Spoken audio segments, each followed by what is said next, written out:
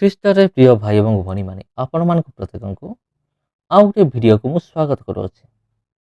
ପ୍ରିୟ ବନ୍ଧୁଗଣ, ଆଜିର ଭିଡ଼ିଓରେ ଆମେ ଏମିତି ଏକ ପ୍ରଶ୍ନକୁ ନେଇ ଆଲୋଚନା କରିବା, ଯେଉଁ ପ୍ରଶ୍ନ ସଦାସର୍ବଦା ଖ୍ରୀଷ୍ଟ ବିରୋଧୀମାନେ ପଚାରିଥାନ୍ତି। ତେବେ ଖ୍ରୀଷ୍ଟରେ ପ୍ରିୟ ଭାଇ ଭଉଣୀମାନେ, ଆଜିର ଯେଉଁ ଭିଡ଼ିଓ ଆପଣଙ୍କୁ ଦେଖେଇବି ଇଏ ହେଉଛି ଉତ୍ତରପ୍ରଦେଶର ୟୁପିର।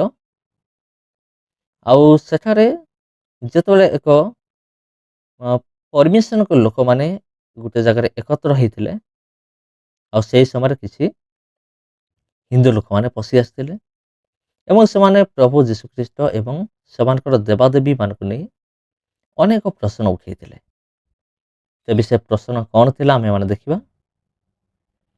ତେବେ ପ୍ରିୟ ବନ୍ଧୁଗଣ, ଯଦି ଚ୍ୟାନେଲକୁ ପ୍ରଥମ ଥର ପାଇଁ ଆସିଛନ୍ତି ତେବେ ଚ୍ୟାନେଲକୁ ସବସ୍କ୍ରାଇବ୍ କରନ୍ତୁ ଆଉ ଭିଡ଼ିଓକୁ ଲାଇକ୍ କରିକି ଭିଡ଼ିଓକୁ ସେୟାର କରନ୍ତୁ, କାରଣ ଏହିଭଳି ଗୁରୁତ୍ୱପୂର୍ଣ୍ଣ ବିଷୟ ମୁଁ ଆପଣଙ୍କ ନିମନ୍ତେ ସଦାସର୍ବଦା ନେଇକି ଆସିଥାଏ। ତେବେ ଖ୍ରୀଷ୍ଟରେ ପ୍ରିୟ ଭାଇ ଏବଂ ଭଉଣୀମାନେ, ଆଜିର ଭିଡ଼ିଓ ଖାସ୍ ହେବାକୁ ଯାଉଅଛି। ଯେମିତି ମୁଁ ଆପଣଙ୍କୁ କହିଲି, ଏ ଭିଡ଼ିଓ ହେଉଛି ୟୁପିର ଉତ୍ତରପ୍ରଦେଶ ବୋଲି ଗୋଟେ ଅଛି ରାଜ୍ୟ ଅଛି, ସେ ରାଜ୍ୟରେ ହେଉଛି এই ଭିଡ଼ିଓ। ଯେତେବେଳେ এই ଲୋକମାନେ ଆସିଲେ, ସେମାନେ ପ୍ରଭୁ ଯୀଶୁଖ୍ରୀଷ୍ଟ ଏବଂ ତାଙ୍କର ଦେବାଦେବୀ ମାନଙ୍କୁ ନେଇ ଅନେକ ପ୍ରଶ୍ନ କଲେ, ଆଉ ଯାହାକି ଆମେ ମାନେ ଦେଖିବାକୁ ପାଉ, ଅନେକ ପ୍ରଶ୍ନ କଲେ। ତେବେ ସେମାନେ କ'ଣ ପ୍ରଶ୍ନ କଲେ ଆମେ ମାନେ ଦେଖିବା। ଆଉ ଦେଖନ୍ତୁ, ମୁଁ ଆପଣଙ୍କୁ ଗୋଟେ ଭିଡ଼ିଓ କ୍ଲିପ୍ ମୁଁ ଆପଣଙ୍କୁ ଦେଖେଇବି, ଆଉ ସେ ଭିଡ଼ିଓ କ୍ଲିପ୍ରେ ଆପଣ ଦେଖିପାରିବେ କ'ଣ କ'ଣ ସେମାନେ ପ୍ରଶ୍ନ କରିଥିଲେ। ତେବେ ଏଠାରେ ଏକ ବୟସ୍କ ବ୍ୟକ୍ତି ଅଛନ୍ତି, ହୁଏତ ତାଙ୍କୁ ଦେଖିଲେ ଜଣାଯାଉଛି ଯିଏକି ହିନ୍ଦୁର ଦେବାଦେବୀ ମାନଙ୍କୁ ବହୁତ ମାନନ୍ତି, କିନ୍ତୁ ତାଙ୍କୁ ଏଇ ଗୋଟିଏ ବିଷୟ ଜଣା ନାହିଁ ଯେ କାହିଁକି ଜଣେ ପ୍ରଭୁ ଯୀଶୁଖ୍ରୀଷ୍ଟଙ୍କ ନିକଟକୁ ଆସେ। କ'ଣ ଟଙ୍କା ପାଇଁ, ଧନ ପାଇଁ, ନା ଆଉ କିଛି ପାଇଁ? ତେବେ ଗୋଟିଏ ବିଷୟ ମୁଁ କହିବି, ଜଣେ ଜୀବନ ପାଇବା ପାଇଁ ପ୍ରଭୁ ଯୀଶୁଖ୍ରୀଷ୍ଟଙ୍କ ନିକଟକୁ ଆସେ। ସେ ଶାରୀରିକ ଜୀବନ ହଉ କିମ୍ବା ଆଧ୍ୟାତ୍ମିକ ଜୀବନ ହଉ, ସେ ଯାହା ବି ହଉ, ଜଣେ ଜୀବନ ପାଇବା ନିମନ୍ତେ ପ୍ରଭୁ ଯୀଶୁଖ୍ରୀଷ୍ଟଙ୍କ ନିକଟକୁ ଆସିଥାଏ। ତେବେ ମୁଁ ଆପଣଙ୍କୁ ଗୋଟେ ଭିଡ଼ିଓ क्लिप ଦେଖାଉଛି, ଦେଖନ୍ତୁ। भाई आपको प्रार्थना करनी है तो हनुमान जी हैं, रामचंद्र जी हैं, शंकर जी हैं, देवी माता है, इतने सब देवी देवता को छोड़ करके और प्रभु यीशु जो विदेश में पैदा हुआ उसकी पूजा क्यों कर रहे हो आज? ତେବେ ପ୍ରିୟ ଭାଇ ଏବଂ ଭଉଣୀମାନେ, ଆପଣ ଦେଖିଲେ ଯେ ଏ ବ୍ୟକ୍ତି ଜଣକ ପଚାରୁଛନ୍ତି ଯେ ତୁମେ କାହିଁକି ପ୍ରଭୁ ଯୀଶୁଖ୍ରୀଷ୍ଟଙ୍କୁ ବିଶ୍ୱାସ କଲ? ଆମ ହିନ୍ଦୁ ଧର୍ମରେ ତ ଆହୁରି ବହୁତ ଦେବାଦେବୀ ମାନେ ଅଛନ୍ତି। ଆମ ହିନ୍ଦୁ ଧର୍ମରେ 33 କୋଟି ଦେବାଦେବୀ ଅଛନ୍ତି। ଆମର ହିନ୍ଦୁ ଧର୍ମରେ ଶିବ ଅଛନ୍ତି, ହନୁମାନ ଅଛନ୍ତି, କୃଷ୍ଣ ଅଛନ୍ତି, ଆଉ ଅନେକ ଦେବାଦେବୀ ମାନେ ଅଛନ୍ତି। କିନ୍ତୁ ତୁମେମାନେ ଦେବାଦେବୀ ମାନଙ୍କୁ ଛାଡ଼ିକି, ଆମର ହିନ୍ଦୁ ଦେବାଦେବୀ ମାନଙ୍କୁ ଛାଡ଼ିକି ତୁମେମାନେ ଜଣେ ବିଦେଶୀ ଈଶ୍ୱରଙ୍କୁ ତୁମେ କାହିଁକି ବିଶ୍ୱାସ କରୁଅଛ? ଏଇ ବ୍ୟକ୍ତିଙ୍କର ପ୍ରଶ୍ନ ହେଉଛି ଏଇଟା। ଜଣେ ବୟସ୍କ ବ୍ୟକ୍ତି, ଆପଣ ଦେଖିପାରୁଥିବେ, ଆଉ ତାଙ୍କର ପ୍ରଶ୍ନ ହେଉଛି ଏଇଟା ଯେ ଅନେକ ହିନ୍ଦୁ ଧର୍ମର ଦେବାଦେବୀ ଥିବା ସତ୍ତ୍ୱେ ତୁମେ ସେମାନଙ୍କୁ ଛାଡ଼ିକି ତୁମେ ଏକ ବିଦେଶୀ ଦେବତାକୁ ତୁମେ କାହିଁକି ତୁମେ ପୂଜା କରୁଅଛ? ଆଉ ସେ ତ ଇସ୍ରାଏଲ ଦେଶରେ ଜନ୍ମ ହେଲେ, ସେ ଜଣେ ବିଦେଶୀ ଦେବତା, ବିଦେଶୀ ଈଶ୍ୱର। ଆଉ ଆମର ଦେବାଦେବୀ ମାନେ ତୁମର କ'ଣ ଅସୁବିଧା କଲେ ଯେ ତୁମେ ଦେବାଦେବୀ ମାନଙ୍କୁ ତୁମେ ପରିତ୍ୟାଗ କଲ?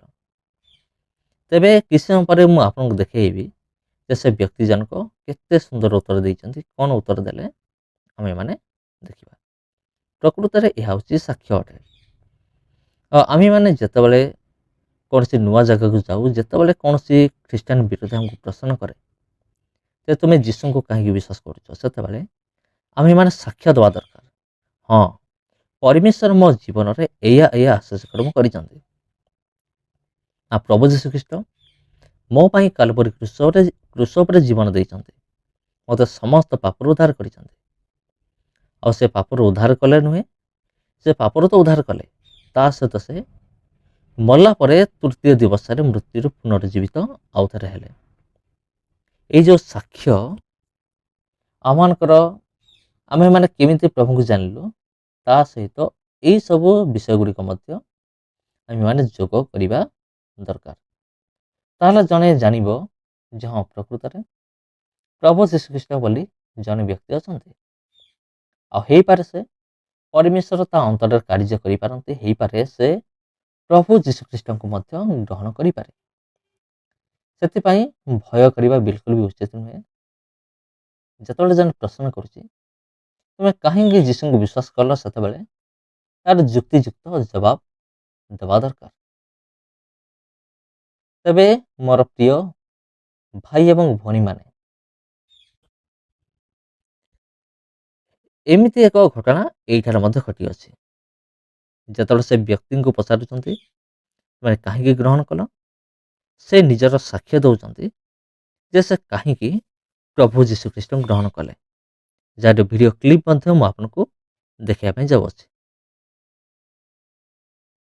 तेबे आमे माने जानी रखा उचित आम क्या उपासना करुचु एवं आमे माने जतबेले प्रचार करुचु सेतबेले आमे जानिबा दरकार जे आमे काहाको आमे माने प्रचार करुचु एटा सबुठारु बड़ विषय बहुत महत्वपूर्ण विषय आ प्रभु शिशु तो निजे कहले तुम जाओ समग्र जगत तुम्हें साक्षी हब मोर सुसमाचार तुम्हें घोषणा कर समग्र जगत रे केवल ओडिशा नुहे केवल इंडिया नुहे भारत बाहर मध्य प्रभु जीशुख्रीष्ट आमको अनुमति देइचंदी तुम माने जाओ सेतिपई तो अनेक मिशनारी से माने आम भारत को आसिक से माने प्रभुकर कार्य कर जाइचंदी आपण जहाँ भी कहतु से विलियम केरी कहतु से विषय गोटे वीडियो अच्छी यूट्यूब रे आपण देखिपारे सर्च करें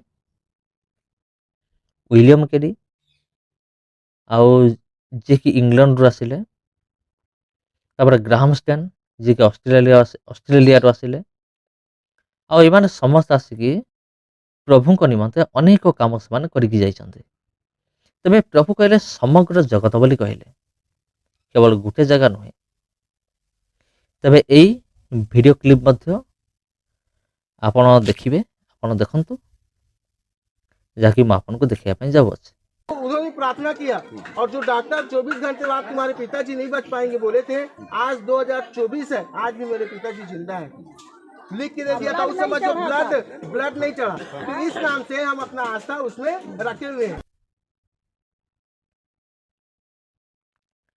तबे ख्रीष्टर प्रिय भाई और भौणी मैंने अपन देखिले तो ए व्यक्ति जन कहते जे तांकर बापा देहरे ब्लड नथिला रक्त नथिला आउ डाक्तर डेट देइथिला आउ 24 घंटा भितर मृत्युवरण करेंगे किंतु 22 वर्ष हो गलानी आ 24 वर्ष होगाकू जाऊ अच्छे 24 घंटा नुहे 24 वर्ष आ मोर बापा ए पर्यंत जीवित अच्छा आमे माने बापा के निमंते बहुत किसी खर्च करूँ आमे माने रास्ता कड़क आसी जाइलु किंतु प्रभु आम जीवन में कार्य कले जने प्रभुंकर दास आम मान निमंते प्रार्थना कले बापा निमंते प्रार्थना कले आम बापा आज जाए बसी तेज ख्रीष्टर प्रिय भाई भौणी मैंने जदि वीडियो आपको भल लगे तेज शेयर करेंगे निश्चय अन्य सहित ख्रीष्टर प्रिय भाई भौणी मैंने समस्त को मोर आंतरिक नमस्कार पुणी देखा आपण सहित आउ गोटे वीडियो